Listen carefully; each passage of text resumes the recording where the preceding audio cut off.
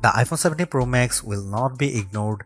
It sports a love it or hate it design that takes the camera bar across the entire back of the phone, and it comes in a cosmic orange color you can see from space. But this flagship brings more to the party than just a bold new look.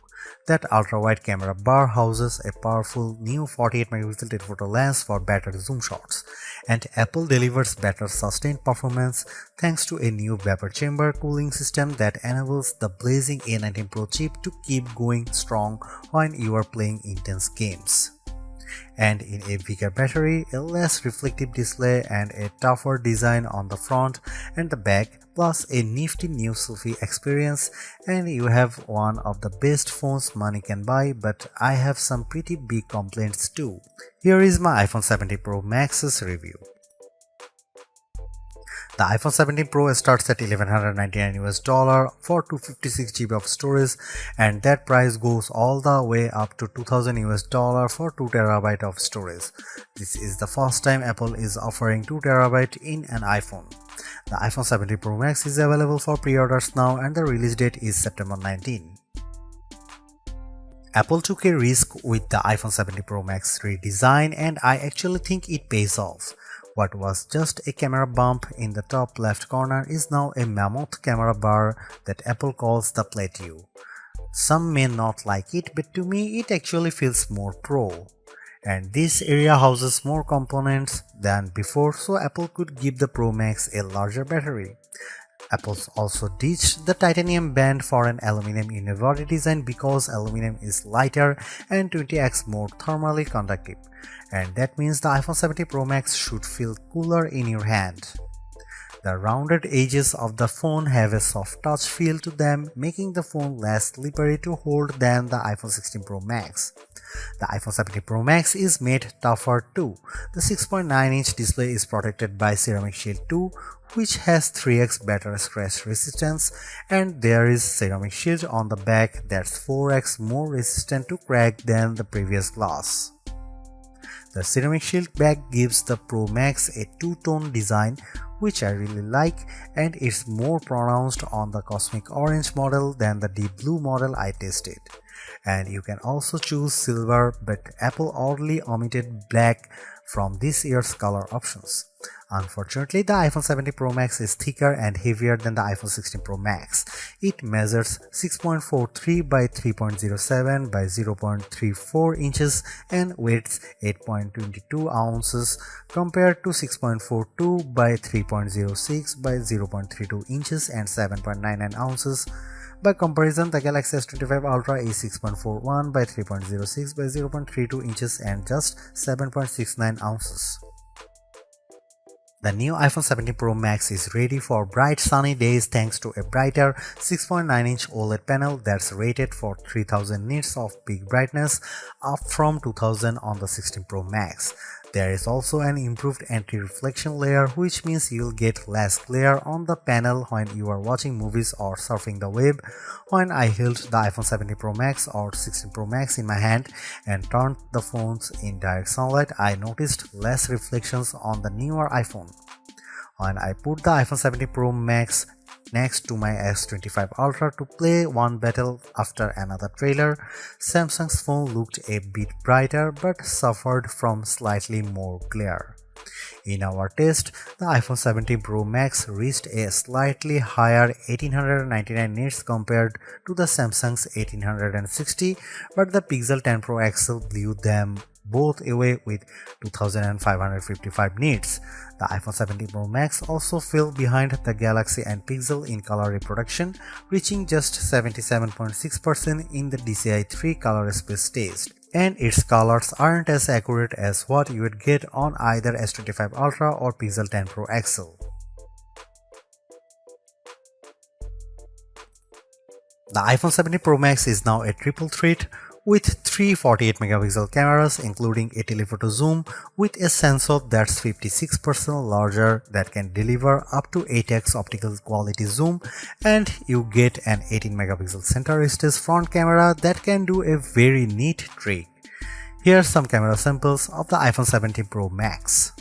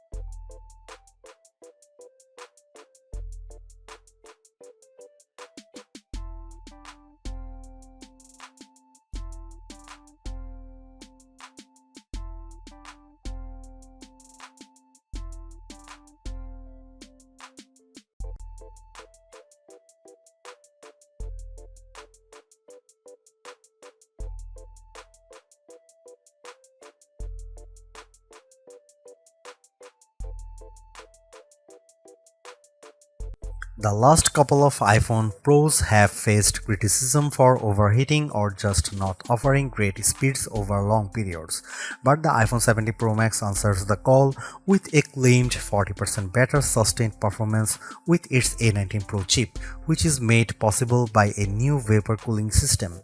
The A19 Pro packs a 6-core CPU and 6-core GPU, complete with neural accelerators for each core. The idea is to give you better performance when doing things like generating AI images. Sure enough, I found that Image Playground generated images 3 to 4 seconds faster on the iPhone 70 Pro Max versus 16 Pro Max. The iPhone 70 Pro Max flies through demanding games like Destiny Rising. The action remained fluid with multiple enemies on screen, and the graphics and lighting effects look stunning. On Geekbench, which measures overall performance, the iPhone 70 Pro Max beat the Samsung Galaxy S25 Ultra on the single and multi-core portions of the test. The new iPhone also finished our video transcoding test 30 seconds faster than Samsung's device. Most impressively, the iPhone 70 Pro Max beat the S25 Ultra in our graphic testing. After Samsung had pulled ahead over the last couple of years, on 3D Mark Solar Bay Unlimited, we saw frame rate of 46.6 compared to 42.4 FPS for the Samsung. That's a big jump from 28.1 FPS for the iPhone 16 Pro Max. But what about sustained performance? The iPhone 70 Pro Max uses a vapor chamber cooling system that is designed to minimize heat and keep it away from the key components. To test sustained performance, we ran the 3D Mark Wildlife Extreme Stress Test, which includes 20 runs of the same demanding graphic test. And then we ran it again to see the results after 40 minutes. The iPhone 70 Pro Max turned in a stability score of 68.4%, which is 16 points higher than the Galaxy S25 Ultra. The new iPhone also outperformed the iPhone 16 Pro Max, though we strangely saw a bigger delta after the first 20 minutes. We also measured the temperature of the phones using a laser thermometer, and the iPhone 70 Pro Max and S25 Ultra were about the same. The iPhone 70 Pro Max promises to deliver the longest battery life in a phone, and our first round of testing seems to back up the claim. After streaming a YouTube video for 5 hours at 50% screen brightness at over Wi-Fi, the iPhone 70 Pro Max was at 88% battery. That's better than the iPhone 16 Pro 80% and the way better than the Galaxy S25 Ultra, which was 75%. On our battery test, which involves web surfing at 150 nits of screen brightness, the iPhone 70 Pro Max lasted an epic 17 hours and 54 minutes. That's the longest lasting iPhone we have ever tested and puts Apple near the top of our best phone battery life list. It also beats the iPhone 16 Pro Max's 14 hours and 17 minutes as well as the Galaxy S25 Ultra's 14 hours and 27 minutes in the same conditions. The iPhone 70 Pro Max is rated to get 50% charge in 20 minutes with Apple's new 40-watt charger, and in our testing we did see an improvement. The phone got 64% in 30 minutes, better than the 55% for the iPhone 16 Pro Max. The wireless charging speeds via MagSafe remain at the same at 25 watt with a 30-watt adapter. At iOS 26, Apple's new software update has plenty of upgrades including a sleek liquid glass design, but I am more impressed with features that make your life easier, such as call screening and hold assist in the phone app. I also like that iOS 26 is more personal. You can set custom backgrounds in the Message app as well as send polls to family and friends. In terms of Apple Intelligence, Visual Intelligence gets an upgrade as you can now ask questions about whatever's on your screen. You can either search via Google or ask questions via ChatGPT.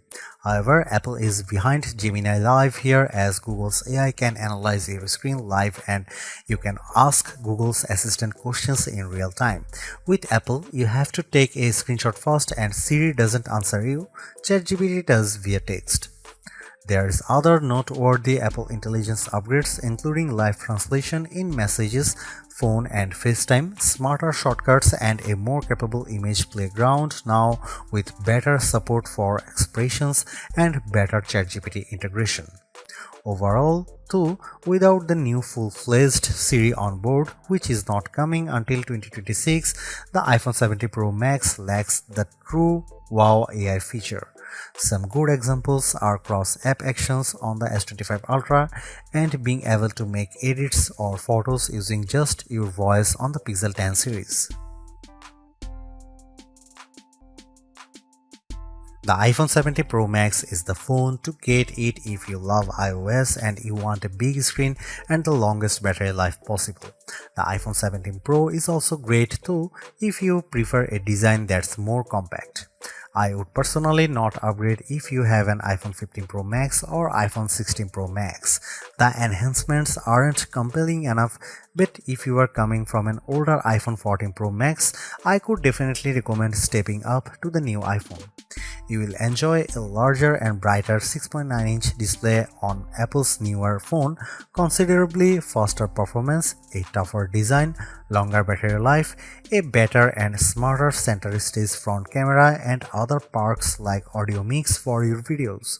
And even though there is no true killer Apple Intelligence feature yet, the iPhone 70 Pro Max is in line to get the new and improved Siri when it's finally ready. Is the iPhone 70 Pro Max the best phone overall? I would argue that the Galaxy S25 Ultra is better in some ways, including its AI features and zoom cameras, but if you are in the Apple ecosystem, the iPhone 70 Pro Max will make you happy, extra large camera bar and all.